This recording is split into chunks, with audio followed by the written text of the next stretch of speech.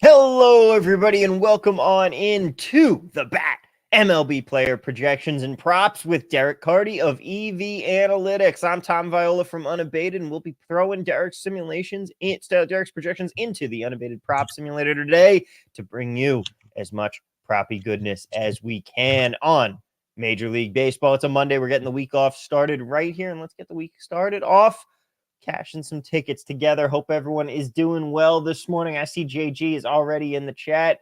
He is talking about, he's got some questions for us. You guys can throw your questions in as well. We will, of course, be getting to everybody's questions as we go along here. And hey, we are even live on Instagram Live. So welcome on in, everybody. Of course, real quick, want to give you the reminder, head on over to Unabated Live. Make sure you're following that account. Thursday, we're going to be back with another show, and we will be doing that one only on the Unabated Live account. That's where we're going to be moving forward. So don't miss us. Head on over to Unabated Live now.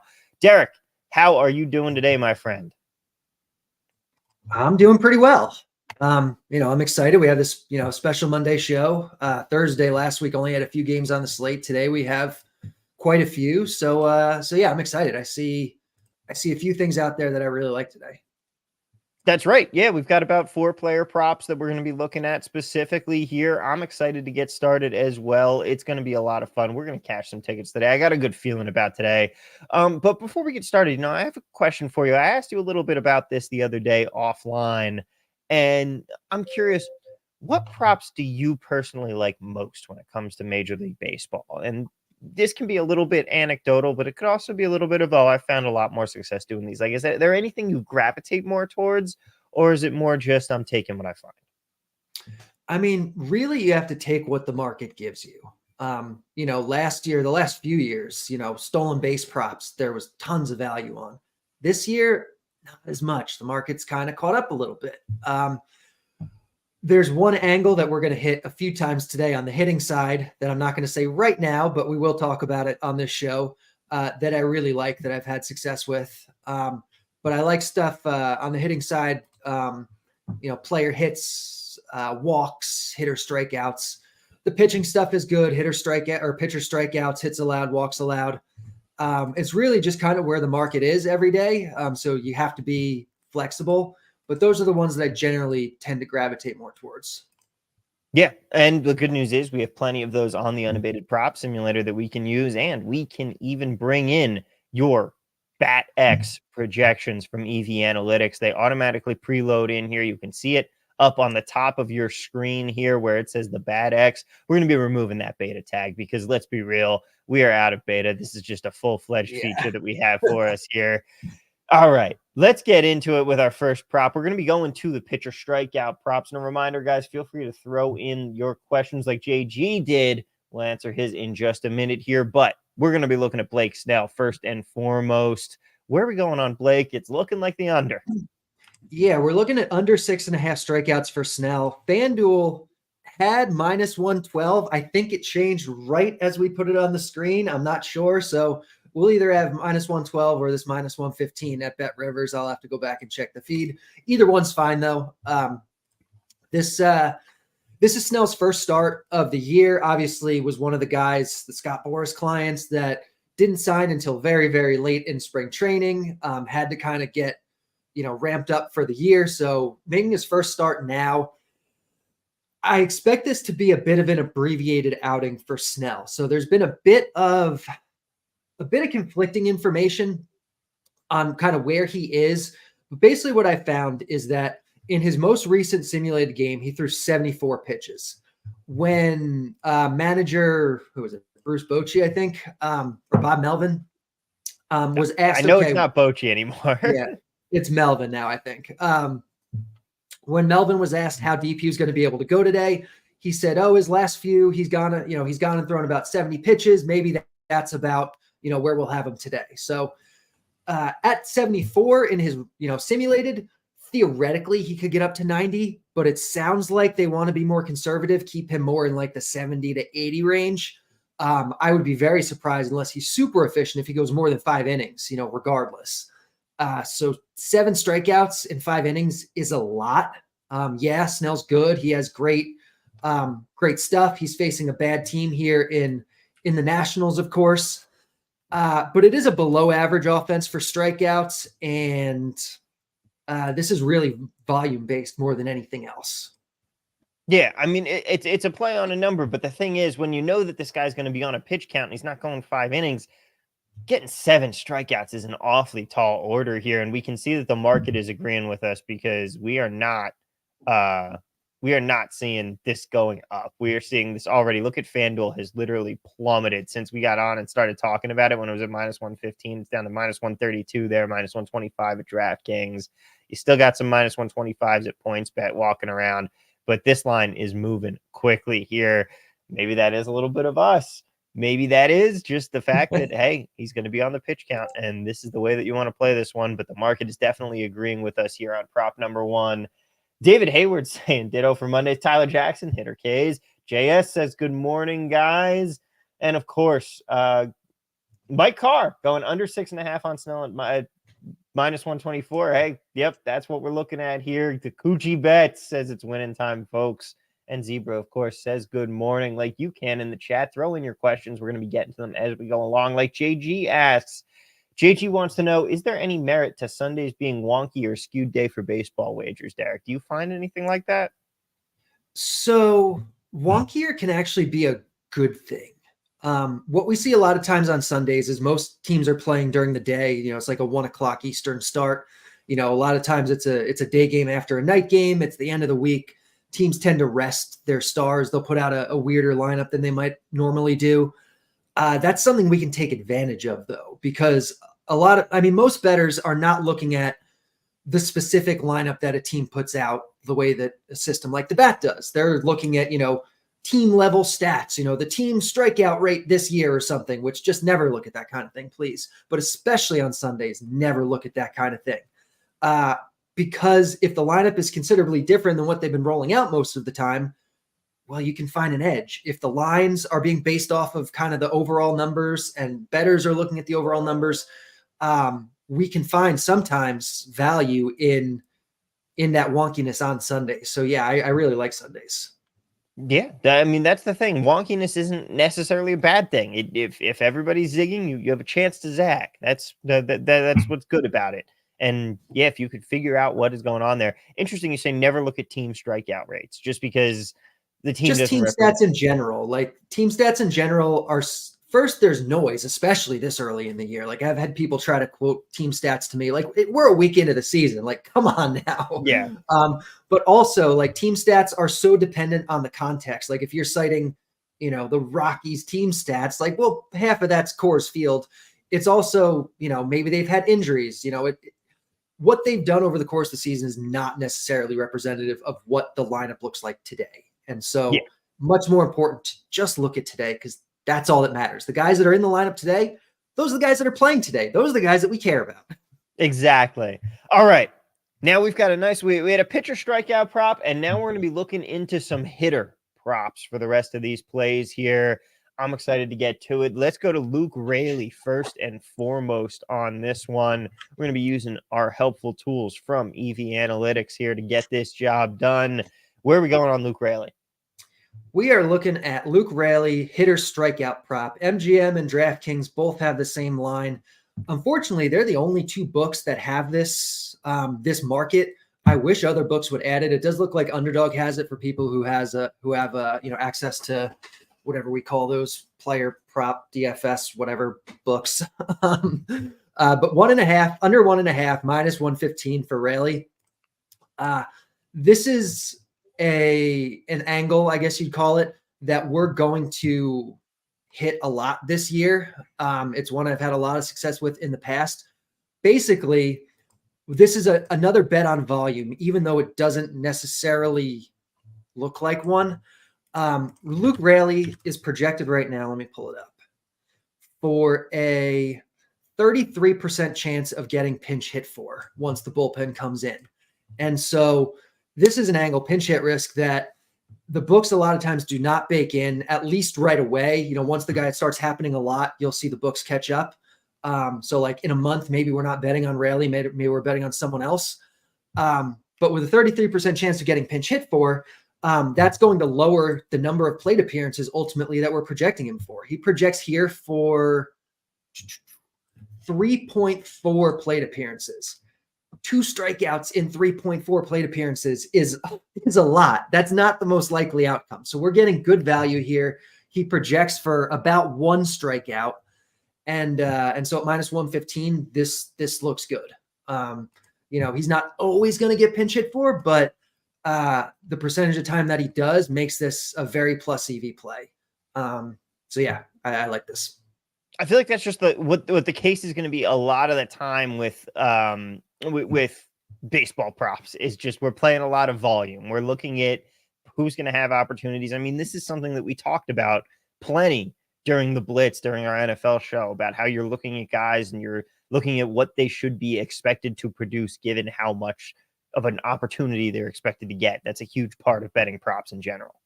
Yeah, absolutely. All right. Zebra says DK line for Raley just dropped a lot. They already moved to minus 140, says Russian. Woof. Man, these will move quickly. Yeah. These will move quickly. Yeah, especially this early in the day. This is that is what is going to be going on with us. Everybody's getting into work, getting ready to move some lines around. Let's see here. Real quick question from Zebra. Do you have a go-to source for info, like what a manager says about how a player is expected to perform, or are you simply Googling the player? So this goes back a little bit to the Blake Snell pitch count thing. Yeah, no, there's no source that I'm aware of that's like comprehensive and good like this. I have to individually search for every player, find beat reports, find articles, read through them all and try to find this stuff. So, but that's part of the reason why the inefficiency exists in the market, because if there was an easy source for it, the books would be accounting for it, and they're not. Exactly. And that is something that we can take advantage of there. Now, this next prop we're going to be trying to take advantage of, we're going to be going to Dominic Canzone. We're going to be going to his hitter strikeout prop here as well. What are we looking at? And I'm sure that I just butchered his last name. Yeah, I don't know if it's Canzone. I don't know, but he's another guy where I can pull up the exact number. We're looking at a 48% pinch hit risk chance for Canzone today.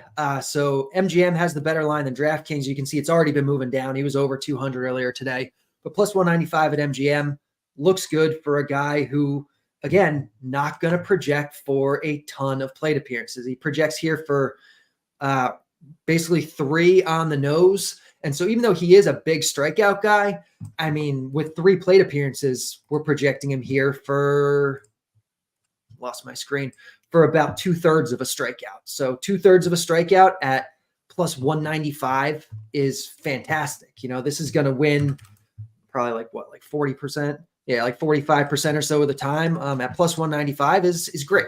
Yeah. So yeah.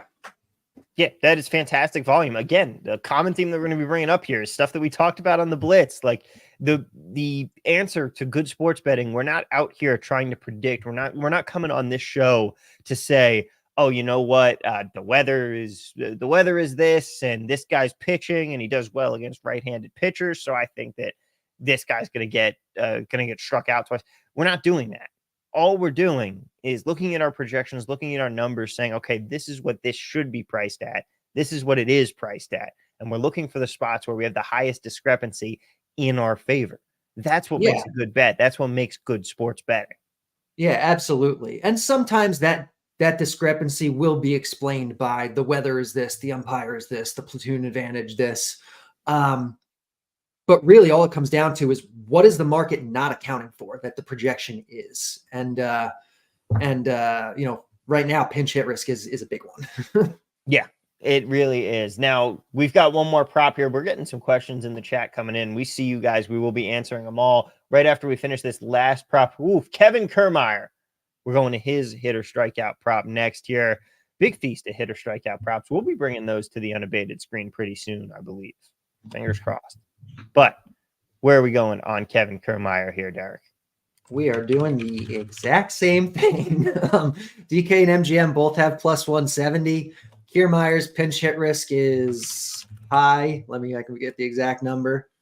52% projects for 2.9 plate appearances. He's been pinch hit for a ton this year in these situations. And so it's the exact same thing. It's a guy who has, probably close to a 50-50 shot of going under here that we're getting at great plus odds. Yeah, there we go. All right. Well, that is going to do it for us as far as the 4 props we have, Derek. Let's get into the chat because let's face it, I don't think I need to rehash what exactly I just said about, hey, price is here. This is what it should be. That discrepancy is our edge. That is how you sports bet well, my friends. Let's get into some questions here from the chat. Carl Allen has a question for us. Great stuff, guys. What books should I be targeting or avoiding here in Vegas? As someone else who is in Vegas, player props are tough. You're going to want to get on a couple PPHs. That's my biggest piece of advice. Like even the PPHs I have, I'm trying to find a hitter strikeout, a place that offers hitter strikeouts. BetMGM and Caesars are going to be your best bets for props right now. They have the widest menu.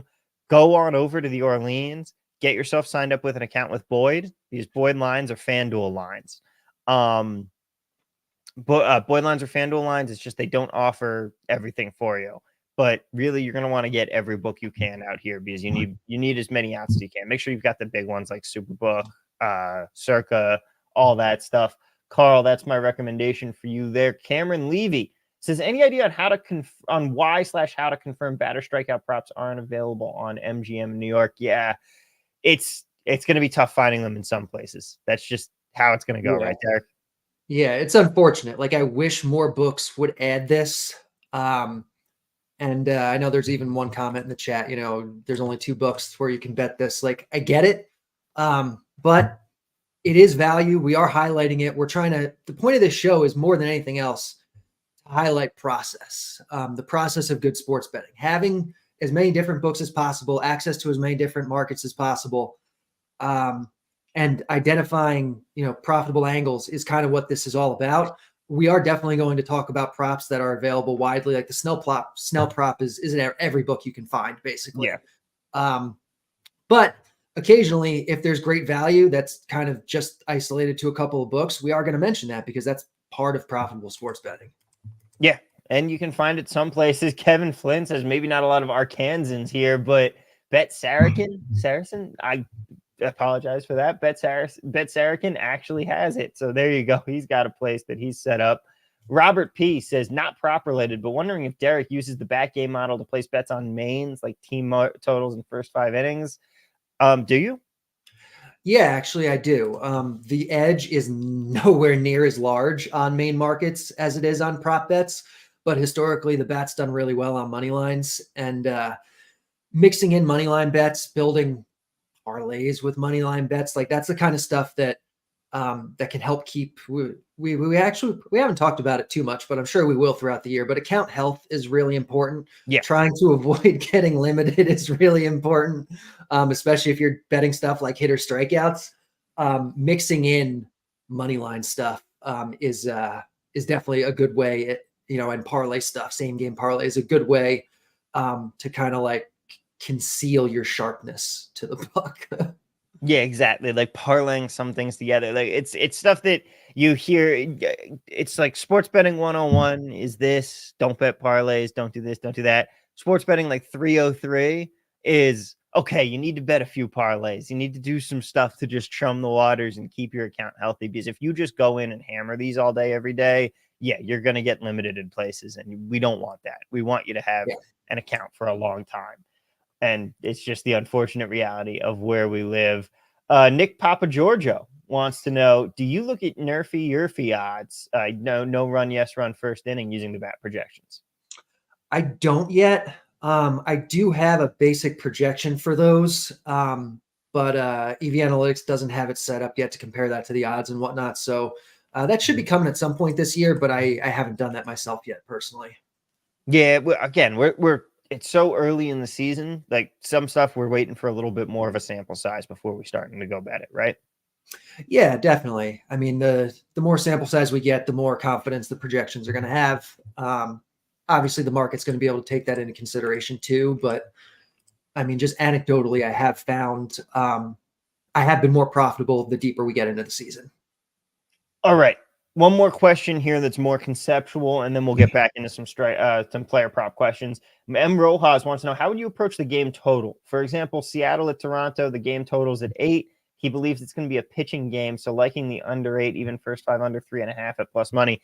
I mean, a little bit anecdotal on believing it's going to be a pitching game, but how would you approach breaking down a total, Derek? So the bat projects those. I mean, the same projections that are spitting out these hitter strikeout, like the bat projects everything. Yeah. On kind of the individual level and on the team level. And so I just use the projection. So Seattle and the Blue Jays, the over-under is 8. It looks like the bat is projecting a mean, not a median, of 8.6. So your median is probably less than that, closer to 8. I think that's probably a no bet for me, but maybe, I'm looking at the expected value. I think there's pretty much no value there. That makes it look like the line's pretty fair. Yeah, I think that sounds about right. But it is a good day to be checking we're early in the season. Check the weather in places too. Check the barometric pressure. Check what places have cold fronts moving and stuff like that. Just be aware of what it is that you're betting. Jessica one Brand thing with saying, that hey, game to Rusty keep in Griswold, mind, cover name in Vegas there. Thank you, Jessica Brand. Check out her podcast with us right here on this channel, by the way. It was a fantastic show. Highly recommend. All right, let's get into some player strikeout props here. Qualunat, whose name I will never be able to pronounce. That is a lot of vowels and consonants and things together. But I've seen you in the chat before, my friend, and you want to know Zach Eflin, under 17.5 outs, plus 115 on Bet365. How good a prop is that, considering Tampa Bay likes to go to the bullpen? What do you think here? Because I know you're factoring that in on Zach Eflin. Yeah, I know the bat likes that prop today. So Eflin, spelled it wrong. Eflin. Eflin outs 17.5, even money at, oh wait, no, hold on. What's the best line? Plus 115 at 365 was the best line. The bat's projecting 15.5, so a couple outs under. Like you said, Tampa Bay is a team that tends to keep guys on a shorter leash. Even though Eflin's fantastic, the bat thinks he's like a top 10 pitcher in baseball. He is getting a park downgrade here. He's going into LA, and the Rays, they keep these guys on a short leash. Like Eflin's normally going to throw like 85 pitches. So, completing 6 innings on 85 pitches is not the easiest thing to do. Yeah, and this is the time to take advantage of things like that. Like, this is when that isn't going to be priced in properly quite yet on the season. JS says, on the Kevin K lines, is the plus EV 23% still new and learning? Derek, I'll let you explain this a little bit more, but I mean, it's hard to quantitatively determine plus EV on player props, simply because any projection that we're using, like, you don't want to treat that quite as hard and fast. Right. And so when you're looking at the EVAnalytics website, this 23% here, that's not ROI. That's the difference between the projection implied by the line and the actual projection. So it's going to have a strong correlation to expected value, but that 23% is not telling you it's 23% expected value. It's telling you that there's a 23% discrepancy between the projection and the implied projection. Yeah, it's basically because you get a percentage when like all odds are a percentage expressed in a different form. And what BATX is basically saying here is, hey, this is the percent difference of what we believe the price should be from what the price is. That's what you're looking at there. Let's get some more questions in here. Mark H says, thoughts on Luis Arias walk prop? Yeah, I know this is one the bat likes today too. We can pull that up right here. Luis Arias. It's another market that I think only DK and MGM offer, at least as far as I know. But plus 320 at DK, plus 310 at MGM. This one's only going to win about a third of the time, but at those odds, it's really good. It's really good value. Yeah, it's not like it's a guaranteed prop, but if you hit 3 of them, you're expected to win 1, and it's expected to be you're expected to be positive on that. That's right, the way the math is working there. Will Brown says, which do you go off of when looking for bets? Difference from implied / BATX or the EV column? I feel like you're going both ways. It's definitely both. Yeah, they're going to be strongly correlated. They're both going to be important to look at. There's not really a right answer. It's meant more as a tool than an answer sheet. Yeah. All right. Papow here wants to know Aaron Judge and Juan Soto. He's looking at their hits plus runs plus RBIs props. This has been a popular one as of late. I have not noticed that one yet today, so let's take a look. It looks like Judge has just tiny value on the over, not a whole lot, a little bit. The bat's projecting 2.5, but at -125, -130, it's just marginal value. Soto, we're getting a little over 2. We're getting some plus money on it, so a little more value, not a ton. But if you are leaning towards it, theoretically, there's a little value. Not quite up to my threshold, though. Yeah, play it at your own risk there. I wouldn't recommend it, but go for it if you want. I'm not going to tell you how to live your life. Ao Dang wants to know. He says, thank you for this, guys. Really informative. We're glad to hear it. He's talking about how he's noticed a lot of the time when it comes to pitcher strikeout props, the bat likes people under. I know that you've talked a little bit about this, making tweaks, making adjustments. What are we looking at there? Yeah, I mean, it's kind of one of those things where you take what the market gives you. The bat likes the under because, that's what it looks like relative to the market, especially early in the year. Pitchers have not built up their pitch counts yet. They're not going to be going as deep into the game as they will a couple starts from now. Weather's colder, which tends to impact things. So that's really all it kind of comes down to. It's just where the projection is relative to the market, and it does kind of tend to skew a little bit more towards unders. There's more ways to hit unders. You have guys getting pulled because they get rocked early. You have guys that get ejected, guys that get injured, guys that there's more ways to hit the under than the over, and so there does tend to be a little bit more value on those unders than on overs. Yeah. Yahtzee says, Derek, regarding your tweet this morning, do you typically see an increase in success / ROI as the season goes on? I'd imagine that's the case. Anecdotally, yeah, I have. I don't know why. I think it's random.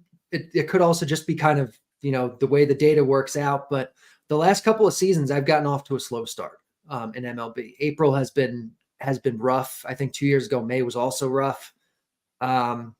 So it is what it is. This year is off to a bit of a slow start also.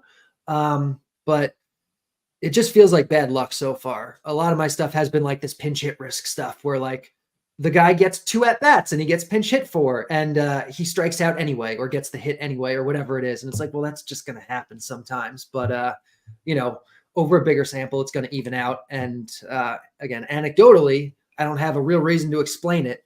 It has definitely gotten better as the season goes on.